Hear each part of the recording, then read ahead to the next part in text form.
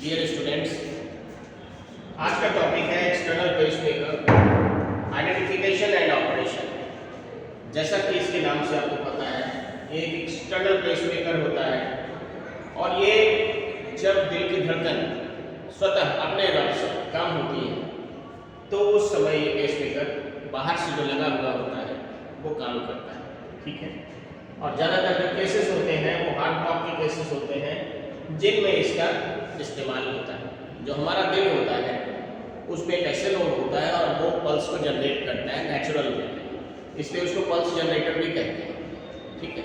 तो एक तरीके से वही चीज़ हमारे शरीर में पल्स जनरेशन का काम करता है, लेकिन किन्हीं कारणों से अगर वो पल्स जनरेशन प्रॉपर नहीं होता है या इम्प्रॉपर होता है तो उस समय हमको एक्सटर्नल पेसमेकर या फिर परमानेंट पेसमेकर जो होता है, टेम्पोररी और परमानेंट दोनों तरीके का, वो यूज़ करते हैं। ठीक है। नाउ लर्निंग ऑब्जेक्टिव्स में identify the components of an external pacemaker system, understand indications for temporary pacing, demonstrate proper operation and parameter setting, recognize complications and troubleshooting techniques, apply appropriate safety measures during pacemaker use and monitor patient's response to pacing therapy। तो ये basically objective इसको सीखने के यही है कि पहला, identify the components of an external pacemaker system. आपको उसके कंपोनेंट्स के विषय में, एक्सटर्नल पेसमेकर के कंपोनेंट्स के विषय में जानना। Understand indications of temporary pacing, temporary pacing के क्या इंडिकेशंस होते हैं, कब यूज किया जाता है, उसको जानना। Demonstrate proper operation and parameter setting, कैसे इसका ऑपरेशन होता है, कैसे इसको ऑपरेट करते हैं और क्या पैरामीटर सेटिंग होती है, वो इसमें हम जानेंगे। Recognize complication and trouble shooting techniques, हम जो कॉम्प्लिकेशंस है उनको रिकॉग्नाइज करेंगे, पहचानेंगे और ट्रबल शूटिंग टेक्निक्स क्या है, कैसे उसको ठीक करेंगे, उसके विषय में जानेंगे। Apply appropriate safety measures during pacemaker use. अब जब पेसमेकर यूज कर रहे हैं तो क्या एप्रोप्रिएट सेफ्टी मेजर्स हम अडॉप्ट करेंगे, उसके विषय में जानेंगे। Monitor patient response to pacing therapy, और पेशेंट का जो पेशेंट को जो थेरेपी, बेसिक थेरेपी चल रही है उसको मॉनिटर करने के विषय में समझेंगे। Now the point is, what is an external pacemaker? External pacemaker किसे कहते हैं? A temporary cardiac pacing device that delivers electrical impulses through the skin via external electrodes or transvenous leads to regulate heart rhythm when the heart's natural pacemaker is compromised or after cardiac surgery। क्या होता है कि ये एक तरीके से temporary cardiac pacing device है। This is a temporary cardiac pacing device that delivers electrical impulses through the skin via external electrodes or transvenous leads to regulate heart rhythm।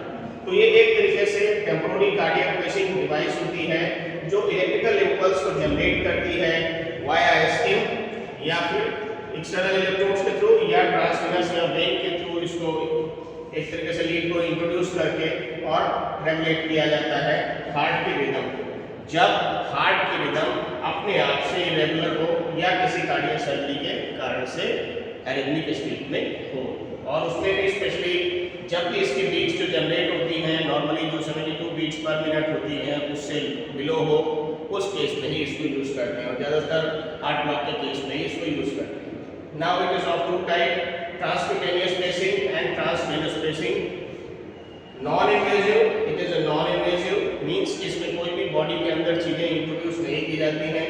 Large adhesive electrode pads on chest, बड़े से electrode chest pad जो है वो chest पे लगाए जाते हैं। Emergency और शॉर्ट टर्म यूज, और ज़्यादातर ये इमरजेंसी के केसेस में या थोड़े समय के लिए अगर इसको इस्तेमाल करना हो तो इसको हम करते हैं। ठीक है। लगभग 72 आवर्स के लिए इसको यूज़ करते हैं। अगर इसके बाद भी रिक्वायरमेंट है तो फिर हम ट्रांसवेनस पेशिंग के लिए जाते हैं। इट्स इन्वेजिव प्रोसीजर, इसमें इन्वेजिव प्रोसीजर होता है और इन्वेज करके एक तरीके से pacing wire inserted through vein to heart, और इसके थ्रू वेन के थ्रू हार्ट तक इस लीड्स को पहुंचाया जाता है। And it is more stable longer term temporary pacing, और लंबे समय तक ये टेम्पोररी पेसिंग का काम करता है। Next, identification for temporary pacing. क्या आइडेंटिफिकेशन है, सॉरी इंडिकेशंस है, किन किन परिस्थितियों में इसका यूज करते हैं। Symptomatic bradycardia, post cardiac surgery, drug toxicity, heart block, acute myocardial infarction and overdrive pacing. Generally ज़्यादातर जो केसेस होते हैं वो हार्ट ब्लॉक के, एमआई के और या फिर कार्डियक सर्जरी में इस तरीके की चीज़ें देखने को मिलती हैं। तो पहले बात करेंगे सिम्प्टोमेटिक ब्रैडिकार्डिया, जब दिल की धड़कन 60 से बिलो हो, heart rate too slow causing dizziness, जब दिल की धड़कन काफ़ी कम होती है तो एक तरीके से डिजीनेस, चक्कर जैसा, सिंकोप, हाइपोटेंशन और अल्टर्ड मेंटल स्टेटस देखने को मिलता है। लेकिन हार्ट ब्लॉक में क्या होता है, जब कंप्लीट हार्ट ब्लॉक होता है, this is third degree block में और high grade second degree heavy block जिसमें मोबिस 1, मोबिस 2, मोबिस 2 और थर्ड डिग्री हार्ट ब्लॉक में इस चीज की नीड बढ़ती है। ठीक है, नेक्स्ट पोस्ट कार्डियक सर्जरी में temporary support for open heart surgery और वाल्व रिप्लेसमेंट, जब कभी भी ओपन हार्ट सर्जरी होती है या वाल्व रिप्लेसमेंट होता है तो इसकी जरूरत पड़ती है। नेक्स्ट एक्यूट मायोकार्डियल इंफार्क्शन, जब हार्ट अटैक की सिचुएशन होती है, एमआई विद कंडक्शन एब्नॉर्मलिटीज, जब एमआई भी हो और साथ में कंडक्शन एब्नॉर्मलिटीज हो, जो कंडक्शन सिस्टम ऑफ हार्ट होता है उसमें कंडक्शन अगर प्रॉपर ना हो तो बीट्स प्रॉपर्ली जनरेट नहीं होती है, और या फिर पेशेंट हाइपोडायनेमिकली कंप्रोमाइज हो, हाइपोडायनेमिकली अगर कंप्रोमाइज होगा तो भी इलेक्ट्रिकल एक्टिविटी जो होती है उसके कंडक्शन की वो इम्प्रॉपर हो सकती है। नेक्स्ट इज ड्रग टॉक्सिसिटी, अगर किसी ड्रग से ओवरडोज हो, जैसे बीटा ब्लॉकर्स हो या कैल्शियम चैनल ब्लॉकर्स या डिगॉक्सिन या हार्ट बीट को कम करती है, तो उसके कारण से भी इसको इंक्रीज करने के लिए सपोर्ट टेम्पोररी पेसमेकर का देना पड़ता है। Next is overdrive pacing to terminate certain tachycardia, जब कभी बहुत ज़्यादा हार्ट रेट होता है तो उसको भी पेस करने के लिए, सेटल करने के लिए टेम्पोररी पेसमेकर की जरूरत पड़ती है। Next is external pacemaker components, pulse generator, control panel, display screen, pacing cables और leads, electrodes and power sources. पहला pulse generator, battery powered unit containing circuit to generate electrical impulses. तो इसमें क्या है, एक बैटरी पावर्ड यूनिट होती है जो सर्किट के थ्रू होती है, इलेक्ट्रिकल इंपल्स को जनरेट करती है। ठीक, pulse generator. Next control panel, interface with dials, buttons और adjust rate, output, sensitivity and modes, और इसमें कंट्रोल पैनल में ये सारी चीजें रेट, आउटपुट, सेंसिटिविटी और मोड एडजस्टमेंट किया जाता है।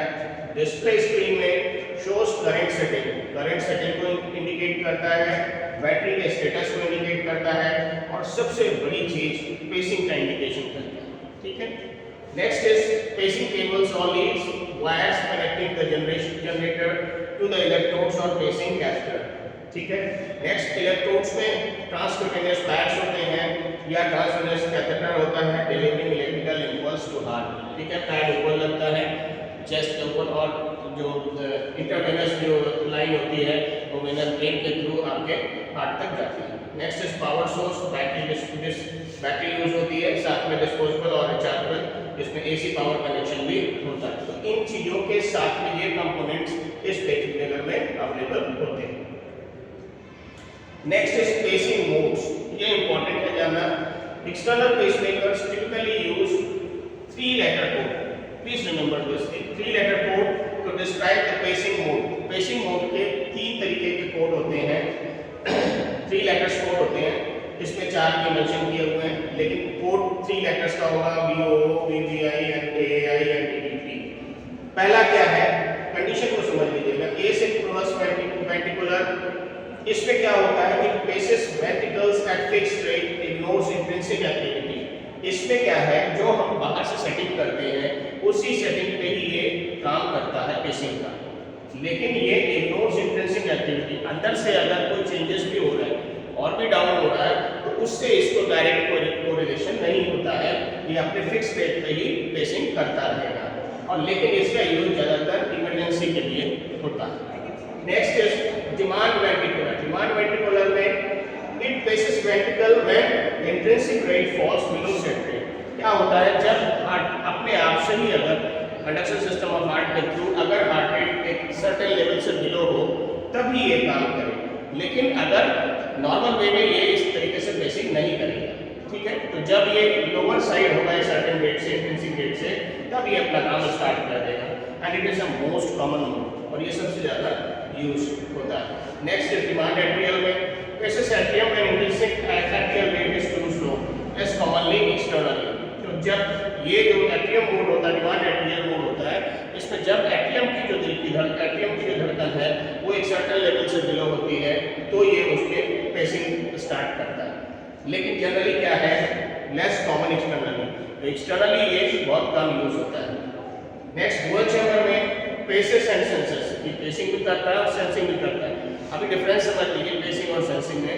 पेसिंग क्या होता है, जब जो दिल की धड़कन चल रही है उस दिल की धड़कन को एसेस करता रहता है, ठीक है, नहीं सॉरी, ये सेंस को सेंसिंग करता है पहले, और सेंस में एक सेंस करते हुए एक सर्टेन लेवल तक सेंस करेगा कि अगर ये मान लीजिए 60 तक है, एक सेकंड उसकी दे दी गई, और अगर वो लेवल 60 तक है, 60 से अबव या 60 तक है, तो फिर ये कोई चेंजेस नहीं करेगा, सिर्फ सेंस करेगा। लेकिन जैसे ही वो हार्ट बीट आपकी 60 से बिलो होगी, ये पेसिंग स्टार्ट करता है, ठीक है। तो इसका काम है सेंसिंग भी करना और पेसिंग भी करना। तो सेंस करेगा एक सर्टेन लेवल तक, जैसे ही उससे बिलो जाएगी वो पेसिंग का काम स्टार्ट कर देता है। तो इसमें paces and sensors both active and ventricles and maintain AV synchrony, atrioventricular synchrony को मेंटेन करता है। एट्रियम और वेंट्रिकल्स के जो कंडक्शन होता है उनको सेट करता है। नाउ उसके की पैरामीटर्स क्या होते हैं और सेटिंग्स में रेट पैरामीटर्स में number of pacing impulses per minute, generally 40 to 120 beats per minute. Output milliampere में electrical current delivered to heart. अब इसमें क्या होता है, ट्रांसक्यूटेनियस 30 से लेकर 200 और ट्रांसवेनस 0.1 से लेकर 20 मिली एम्पियर तक। Sensitivity, ability to detect intrinsic cardiac activity, सबसे बड़ी चीज सेंसिटिविटी में ability to detect intrinsic cardiac activity. जो इंट्रिंसिक कार्डियक एक्टिविटी होती है उसको ये डिटेक्ट करता है, पहचानता है। और इसकी जो lower equal to more sensitivity that is 0.5 to 10 millivolt. Next is any interval delay between atrial and ventricular pacing that is 100 to 300 millisecond, triple mode only ये एप्लीकेबल होता है। ये triple, this is dual chamber के लिए ये चीज mention होती है, बात आप जान रही है। किसी को यहाँ पे इंक्लूड किया है हेवी वेंट्रिकल्स में, दिस इज ट्रिपल मोड, ठीक है। अब हम सेटअप बताएंगे आपको, प्री प्रोसीजर सिस्टम्स क्या होते हैं। पहले समझिएगा, verify physicians order and obtain inform consent if not emergency. पहले फिजिशियंस के ऑर्डर को देखेंगे, वेरीफाई करेंगे एंड ऑब्टेन इनफॉर्म कंसेंट, और पेशेंट के इनफॉर्म कंसेंट को हम लोग रिसीव करेंगे इफ नॉट इमरजेंसी, अगर इमरजेंसी नहीं है। Number 2, gather all necessary equipment and verify functionality, सारे इक्विपमेंट्स को इकट्ठा करेंगे और उनकी फंक्शनलिटी को चेक करेंगे।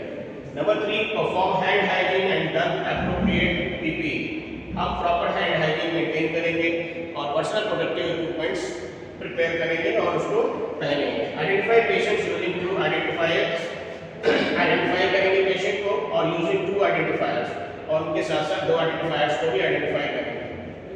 Explain procedure to patient to reduce anxiety, patient को एक्सप्लेन करेंगे और उसकी एंजाइटी को रिड्यूस करेंगे। ये बताएंगे भी ताकि उसको एक तरीके से उसकी एंजाइटी को रिड्यूस कर सके, कम कर सके। इस्टेब्लिश कंटिन्यूअस ईसीजी मॉनिटरिंग, और इसके साथ साथ ईसीजी की कंटिन्यूअस मॉनिटरिंग की जाएगी। Next, ensure emergency equipments is readily available, और इस बात को एंश्योर करेंगे कि इमरजेंसी इक्विपमेंट्स है, अगर इन केस कोई कॉम्प्लिकेशंस होता है तो उसको मैनेज करने के भी इक्विपमेंट्स आपके पास अवेलेबल हो। Number 8, prepare skin clean dry clip excess hair, do not shave.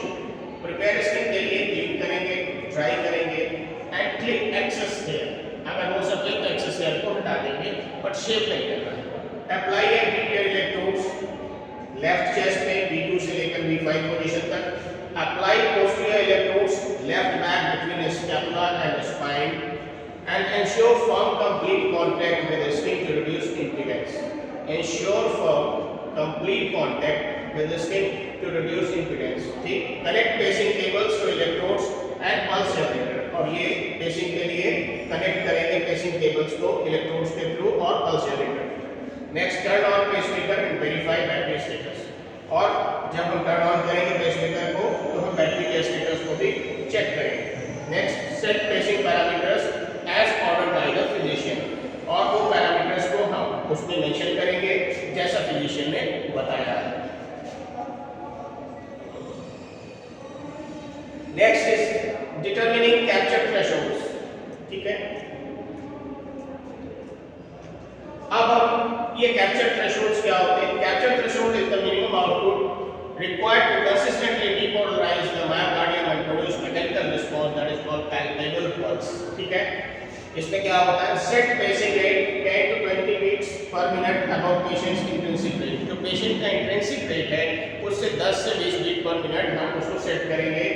Start with output at maximum transmittance that is called 200 milliampere, ठीक है। Next observe ECG for electrical capture that is patients spike followed by wide QRS complex. Observe ECG for electrical capture, ये ध्यान रखेंगे। And patient spike followed by wide QRS complex. Confirm mechanical capture, QRS complex mechanical जो contraction को show करता है। Confirm mechanical capture for palpating pulse और checking blood pressure. Confirm mechanical capture by palpating, palpate करेंगे pulse को by checking और checking blood pressure. Next gradually decrease output until loss of capture occurs, और gradually decrease करेंगे output को जब तक loss of capture ना हो। The lowest milliampere with consistent capture is the threshold। जो lowest milliampere हो consistent capture के लिए वो threshold state होता है। Set final output at 2 to 3 times the threshold for safety margins। Next document threshold and reassess gradually, और threshold को हम set कर देंगे, उसके बाद उसको reassess करेंगे regularly। Next is patient monitoring and assessment कैसे करेंगे? Cardiac, respiratory, neurological, skin oblique comfort, pacemaker functions and documentation, इन चीजों को हम मॉनिटरिंग और असेसमेंट का पार्ट बनाते हैं और इसको मॉनिटर करते हैं। पहला कार्डियक को कंटिन्यूअस ईसीजी मॉनिटरिंग, ईसीजी की मॉनिटरिंग लगातार होगी। हार्ट रेट और उसकी रिदम चेक होगी। BP every 5 to 15 minute initially, शुरू में हर 5 से 15 मिनट पे उसका बीपी चेक होता रहेगा। एंड पैल्पेट पल्स, पल्स को प्रॉपर्ली पैल्पेट करते रहेंगे कि ये पैल्पेबल है कि नहीं, फील हो रही कि नहीं हो रही। Next is respiratory, monitor for respiratory muscles stimulation. Respiratory muscles के स्टिमुलेशन को चेक करेंगे कि वो प्रॉपर्ली स्टिमुलेट हो रही कि नहीं। चेस्ट डिस्कम्फर्ट को हम असेस करेंगे और साथ में ऑक्सीजन के सैचुरेशन को भी असेस करते हैं। Next is neurological level of consciousness, patient का कॉन्शियसनेस हम चेक करते रहेंगे। उसकी मेंटल स्टेटस को चेक करेंगे, कहीं कोई उलझन बेचैनी या कोई इस तरीके से ऐसी मेंटल स्टेटस जो नॉर्मल सी लग रही है। साइंस ऑफ इम्प्रूव्ड परफ्यूजन, और ये भी चेक करेंगे कि परफ्यूजन इम्प्रूव्ड है कि नहीं, पहले से बेटर हुआ है कि नहीं। नेक्स्ट स्किन एंड कंफर्ट में इलेक्ट्रोड साइड इंटीग्रिटी, उस जगह के जो इलेक्ट्रोड प्रॉपर लगे हैं कि नहीं, अपनी जगह से हटे तो नहीं है, स्किन का इरिटेशन तो नहीं है, उस जगह पे कोई बर्न्स की फीलिंग तो नहीं है, पेन लेवल ड्यूरिंग पेसिंग, और जब पेसिंग हो रही है उस समय कोई पेन का स्टेटस तो नहीं है, पेशेंट को पेन तो नहीं हो रहा है, या उसका लेवल असेस करते हैं। नेक्स्ट पेसमेकर फंक्शन में बैटरी स्टेटस चेक करेंगे। Verify capture with each vital sign check, जो भी कैप्चर जो ईच वाइटल साइंस को हम चेक करेंगे और वेरीफाई करके कैप्चर भी करेंगे। नेक्स्ट सेंस इंडिकेशन, और सेंसिंग के जो इंडिकेशंस हैं उनको भी असेस करते रहेंगे। Next is documentation, setting, threshold, patient response, complication and time of initiation, कब शुरू किया गया, क्या कॉम्प्लिकेशंस हैं, पेशेंट का रिस्पॉन्स क्या है, थ्रेशोल्ड जो हमने सेट किया उस पर काम कर रहा है कि उससे अबव जा रहा है, साथ में सेटिंग जो भी हमने सेटिंग की है इंट्रिंसिक सेटिंग के अकॉर्डिंग है और उससे अबव कितना है और रिस्पॉन्स किस तरीके का आ रहा, वो सारा चीज़ का असेसमेंट हम इस डॉक्यूमेंटेशन में करते हैं। Next is recognising electrical versus mechanical capture.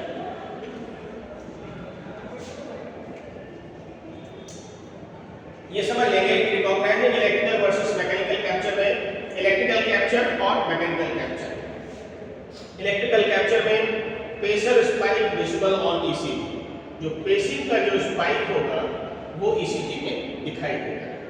White QRS complex follows the spike, और वाइट क्यूआरएस कॉम्प्लेक्स जो होंगे हर स्पाइक के साथ शो होंगे। T wave in opposite direction of QRS, जो टी वेव होगी वो क्यूआरएस के अपोजिट डायरेक्शन में होगी। It does not guarantee mechanical response, और ये इस चीज को लेकिन गारंटी नहीं करता मैकेनिकल रिस्पॉन्स, ठीक है। नेक्स्ट मैकेनिकल कैप्चर में क्या है, palpable pulse with each pressure spike, जितनी भी प्रेशर स्पाइक होगी वो पैल्पेबल होगी। Blood pressure readings present, blood pressure की रीडिंग्स प्रेजेंट होगी। इंप्रूव्ड पेशेंट सिम्टम, पेशेंट के जो सिम्टम्स है वो इंप्रूव होंगे। And essential for effective patient, और ये इसेंशियल होता है इफेक्टिव पेशेंट के लिए, ठीक है, mechanical capture. Next, always confirm mode, ये जरूरी है कि मॉनिटर से भी और मैनुअली भी आप चीजों को असेस करें, ये नहीं है कि कोई चीज मिस करें। ऑलवेज कंफर्म मोड दोनों तरीके से करें। Electrical capture without mechanical capture means the pacing is ineffective and the patient remains hemodynamically unstable. Always verify pulse and blood pressure. ये कहा जाता है कि treat the patient not the monitor, तो पहले हम पेशेंट का मॉनिटर को तो असेस करते ही है, लेकिन क्लिनिकली पेशेंट को भी असेस करेंगे और ये देखेंगे कि क्लिनिकली जो सिम्टम्स और साइंस मिल रहे हैं वो हमारी वर्किंग के अप्रोप्रिएट है कि नहीं है। अगर उसमें हमें चीज़ें सफलता नहीं मिल रही है, हमारे हिसाब से रिस्पॉन्सेस नहीं आ रहे हैं, या जो हमारा मतलब उस बेसिस पे नहीं आ रहा है, तो क्लिनिकली हमको रीअसेस करने की जरूरत होती है कि भाई मॉनिटर में जो चीज़ें आ रही हैं वो अप्रोप्रिएट है कि उससे कुछ चेंज है। तो इसलिए बेसिकली यही कहा जाता है कि दोनों तरीके से हम चेक करेंगे, मॉनिटर के बेसिस पे भी और मैनुअल बेसिस पे, मैकेनिकल बेसिस पे। Next is troubleshooting common problems, कैसे दूर करेंगे। Failure to capture, failure to sense, oversensing, undersensing, runaway pacemaker. तो अगर फेलियर टू कैप्चर है, कैप्चर नहीं कर पा रहा है, लो आउटपुट है, या फिर पुअर इलेक्ट्रोड है, या पुअर इलेक्ट्रोड कांटेक्ट है, या फिर इंक्रीज थ्रेशोल्ड है, इन चीजों के कारण से ये फेलियर होता है, कैप्चर नहीं कर पाता। सॉल्यूशन क्या है? इंक्रीज आउटपुट, आउटपुट बढ़ाएंगे, रीपोजिशन इलेक्ट्रोड, इलेक्ट्रोड्स की पोजीशंस को चेंज करेंगे, चेक करेंगे, एंड चेक कनेक्शन और कनेक्शंस को चेक करेंगे। नेक्स्ट, फेलियर टू सेंस में क्या करना है? सेंसिटिविटी सेट टू लो, जो सेंसिटिविटी चेक सेट की गई है वो काफी नीचे है। लीड डिस्प्लेसमेंट, या फिर लीड अपनी जगह से डिस्प्लेस हो गई है, या फिर बैटरी लो है। इसके सॉल्यूशन कैसे करेंगे? इंक्रीज सेंसिटिविटी, सेंसिटिविटी को बढ़ाएंगे, रीपोजिशनिंग लीड को रीपोजिशन करेंगे, एंड रिप्लेस बैटरी, और बैटरी को रिप्लेस करेंगे। नेक्स्ट, ओवर सेंसिंग में sensitivity too high, muscle artifact या ईएमआई, इस तरीके का अगर ओवर सेंसिंग करता है तो फिर सेंसिटिविटी बहुत ज्यादा हाई है या मसल आर्टिफैक्ट है, इनके कारण से होता है। नेक्स्ट, डिक्रीज, इसमें क्या करेंगे? डिक्रीज सेंसिटिविटी, सेंसिटिविटी को कम कर देंगे, रिड्यूस मसल मूवमेंट, और मसल्स के मूवमेंट को भी कोशिश करेंगे कि रिलैक्स करेंगे पेशेंट को। रिलैक्स इन द सेंस कोई इंजेक्शंस नहीं दे रहे हैं, जनरली बात करते ही reduce muscle movement and check for interference, और ये देखेंगे कोई उस पर रुकावट या कोई ऑब्जेक्शंस तो नहीं किए। नेक्स्ट, अंडर सेंसिंग में जब कम सेंस करें, it is sensitivity to low, जब सेंसिटिविटी बहुत कम होगी, लीड माल पोजीशन, और कहीं ना कहीं वो पोजीशन जो है इम्प्रॉपर है, साथ में पुअर सिग्नल, सिग्नल्स पुअर है, ठीक से नहीं आ रहा, तो इसमें क्या करेंगे? इंक्रीज सेंसिटिविटी लोअर मिलीमोल पे करेंगे, एंड रीपोजिशन लीड, और लीड को रीपोजिशन पे लाएंगे। Next is run away pacemaker में इंटरनल सर्किट मालफंक्शन, अगर ये मेंशन करता है रन अवे पेसमेकर तो इंटरनल सर्किट का मालफंक्शन है। फिर क्या करेंगे? टर्न ऑफ इमीडिएटली, तुरंत बंद करेंगे, यूज बैकअप पेसमेकर, दूसरा बैकअप पेसमेकर करेंगे, और नोटिफाई बायोमेडिकल, और बायोमेडिकल इंजीनियर्स को इसके लिए इमीडिएट इन्फॉर्म करेंगे।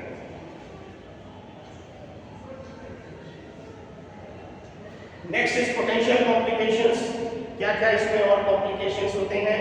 The skin burns and irritation, muscle twitching और pain, pneumothorax infection, lead displacement, ventricular arrhythmias and cardiac perforations, ये इतने सारे इसके मेजर कॉम्प्लिकेशंस होते हैं। स्किन बर्न्स कैसे होगा?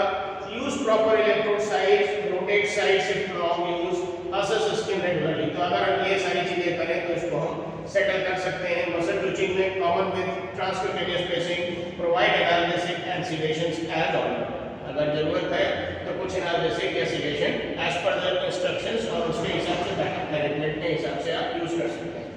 निमोथोरैक्स, जब एयर फिल अप हो जाए तो risk with transvenous insertion, monitor respiration, obtain chest X ray, और चेस्ट एक्सरे ऑब्टेन करें।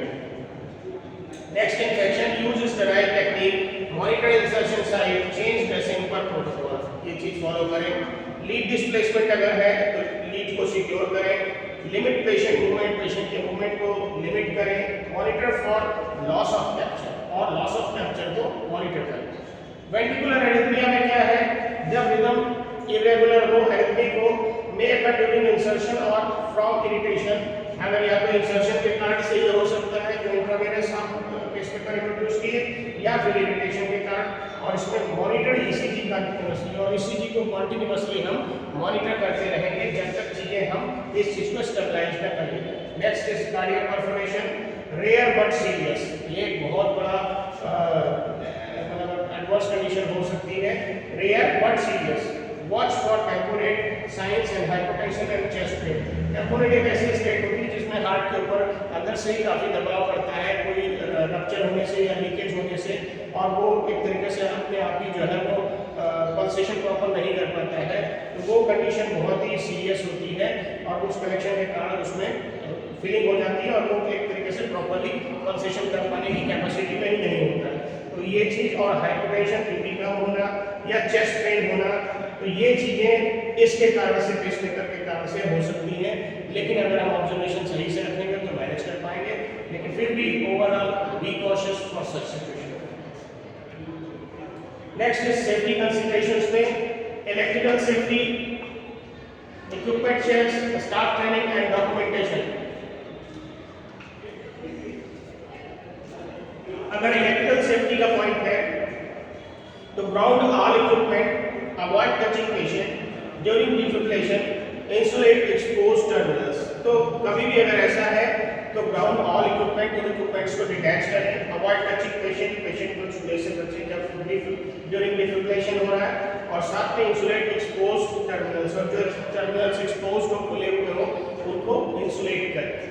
फिर इक्विपमेंट चेक्स में verify battery daily, keep backup pacemaker available, test alarm functions. Battery backup daily check हो, keep backup pacemaker available, pacemaker जो आपके पास है उसका backup भी आपके पास होना चाहिए। इन केस अगर वो पेसमेकर किसी कारण से दिक्कत होती है उसमें या वो फंक्शनल नहीं होता है तो आपके पास उसका रिप्लेसमेंट होना चाहिए, क्योंकि अगर रिप्लेसमेंट नहीं होगा तो बहुत सारी एडवर्स कंडीशंस क्रिएट हो सकती हैं और पेशेंट को लूज भी कर सकते हैं। Next is test alarm functions, और अलार्म फंक्शंस को रेगुलरली चेक करते रहेंगे। Next staff training, only trained personnel should operate pacemaker. जो ट्रेन्ड स्टाफ हो, जिनको प्रॉपर ट्रेनिंग मिली हो, जो इस पे ऑपरेट करते हैं, उन्हें ही इसको यूज करने की अनुमति दी जाए। Maintain competency through regular education, और इसकी प्रॉपर मेंटेन करें कॉम्पिटेंसी की, वो जो बंदा सीखे उसको कॉम्पिटेंट होना चाहिए, ताकि जब तभी ये चीज हो सकती है जब उसको रेगुलर उस चीज के विषय में एजुकेशन दी जाए। ठीक है। Next is documentation, record all setting changes, जो भी सेटिंग चेंजेस होते हैं उनका रिकॉर्ड मेंटेन होना, कैप्चर थ्रेशोल्ड कहां तक मैक्सिमम लिमिट तक जाता है, नेक्स्ट पेशेंट रिस्पांस और कॉम्प्लिकेशंस जो भी हो, उन सारी चीजों का डॉक्यूमेंटेशन मेंशन फाइल में होना चाहिए। नेक्स्ट इज स्पेशल कंसीडरेशंस में MRI compatibility, electromagnetic interference, patient mobility, sedation for transcutaneous pacing. तो अगर एमआरआई कंपैटिबिलिटी है, external pacemakers are not MRI compatible, ये ध्यान रखिएगा, external pacemakers are not MRI compatible, remove before MRI और use alternative imaging. जब कभी भी पेशेंट का एमआरआई कराना हो तो ये एमआरआई के लिए कंपैटिबल नहीं होता है, तो रिमूव बिफोर एमआरआई, एमआरआई कराने से पहले इसको डिटैच करें और उसके साथ साथ यूज अल्टरनेटिव इमेजिंग, या तो अल्टरनेटिव इमेजिंग की व्यवस्था करें। नेक्स्ट इलेक्ट्रोमैग्नेटिक इंटरफेरेंस अगर है, keep away from MRI, electrocautery, diathermy, large magnets, इन सब चीजों से दूर करें इसको। ठीक है। अगर कोई इंटरफेरेंस हो रहा है, मे कॉज पेसिंग इनहिबिशंस और मालफंक्शंस, और ये इसके कारण से अगर कोई इलेक्ट्रोमैग्नेटिक इंटरफेरेंस हो रही है, रुकावट आ रही है, बाधा आ रही है, और तो इससे क्या होता है, पेसिंग रुक सकती है, इनहिबिशन हो सकता है और या मालफंक्शंस हो सकता है। नेक्स्ट इज पेशेंट मोबिलिटी, तो limit movement to prevent lead displacement. अगर पेशेंट मूवमेंट की स्टेट में है तो कोशिश करें उसके मूवमेंट को लिमिट करें, और transvenous leads more stable than transcutaneous. तो फिर अगर ऐसा कुछ है तो ट्रांसवेनस लीड सप्लाई करें in comparison to transcutaneous pacing. Next is sedation for transcutaneous pacing, patient may require analgesics or sedation due to muscle contractions and discomfort from electrical stimulation. अगर electrical stimulation होता है और उसके कारण से पेशेंट की muscles जो है कॉन्ट्रैक्शंस होती हैं, तो उस स्टेट में हम पेशेंट को कुछ एनाल्जेसिक दर्द की दवाएं या कुछ सेडेशन जिसको नींद दिलाने वाली दवाएं यूज कर सकते हैं, लेकिन वो डॉक्टर्स के इंस्ट्रक्शंस पे ही और मॉनिटरिंग के साथ। Next, when to call for immediate assistance, कब इमीडिएट बुलाना है असिस्टेंस के लिए, सहायता के लिए। Loss of capture with hemodynamically instability, अगर लॉस ऑफ कैप्चर है, कैप्चर नहीं कर पा रहा और हेमोडायनामिकली इनस्टेबिलिटी है, तब हम इन चीजों को इन्फॉर्म करेंगे। चेस्ट पेन और साइंस और कार्डियक परफोरेशन या टेम्पोरेट अगर हो जाता है तो तुरंत इन्फॉर्म करेंगे। New onset arrhythmias, unresponsive to pacing, अगर कोई नई एरिथमिया जनरेट हो रही है जो अनरिस्पॉन्सिव है पेसिंग से, तो उसमें इन्फॉर्म करेंगे। Signs of infection at insertion site, जैसे फीवर, रेडनेस या ड्रेनेज, जहाँ से इंसर्ट करते हैं लाइन को, अगर वहाँ पे साइन ऑफ इन्फेक्शन है जिसमें ये सिम्टम्स मिल रहे हैं, तो इमीडिएट इन्फॉर्म करेंगे।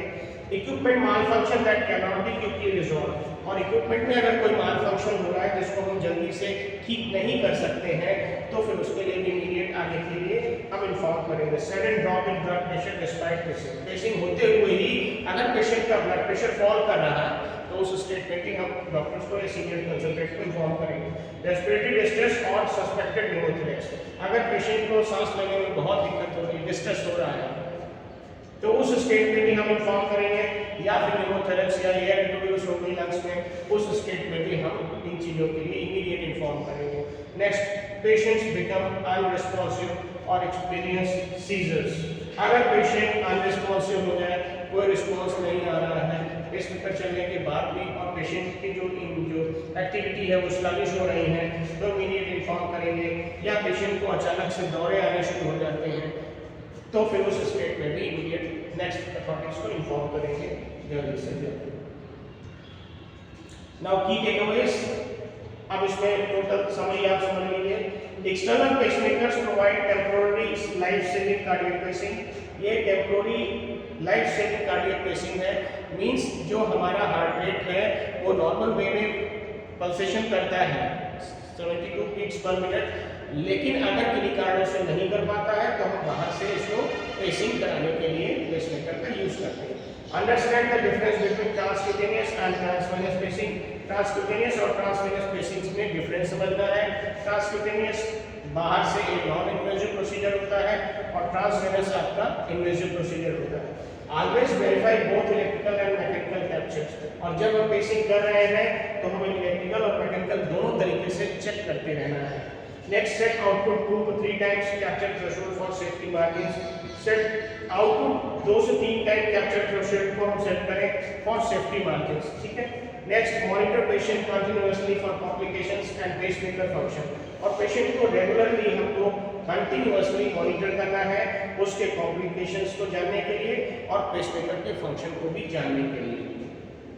Next is document all settings, जो भी सेटिंग्स हम मेंशन करते हैं उनको डॉक्यूमेंट्स करें, डॉक्यूमेंटेशन करें, थ्रेशोल्ड्स को हम डॉक्यूमेंटेशन करें और पेशेंट के रिस्पांस को भी हम डॉक्यूमेंटेशन करें। Maintain competency through ongoing education and practice, और इसमें हम कॉम्पिटेंसी इस तरीके से गेन कर सकते हैं कि जो हमारी टीम है उसको ऑनगोइंग एजुकेशन और प्रैक्टिसेस अगर हम करने को दें और उनको इस तरीके से ट्रेन करें और इन चीज़ों में नर्चर करें, तो उसको जो बेस्ट इंफॉर्मेशन मिलेंगी, बेस्ट जो नॉलेज मिलेगा, उसके बेसिस पे वो पेसमेकर पे बहुत अच्छा काम कर सकते हैं। और पेशेंट के लिए मेरे ख्याल से अगर कॉम्पिटेंसी है किसी स्टाफ के अंदर, इन चीज़ों को वो रेगुलर बेसिस पे यूज करता है और टेक्निकली साउंड है, तो ये बहुत ही सपोर्टिव होता है इस चीज़ को हैंडल करने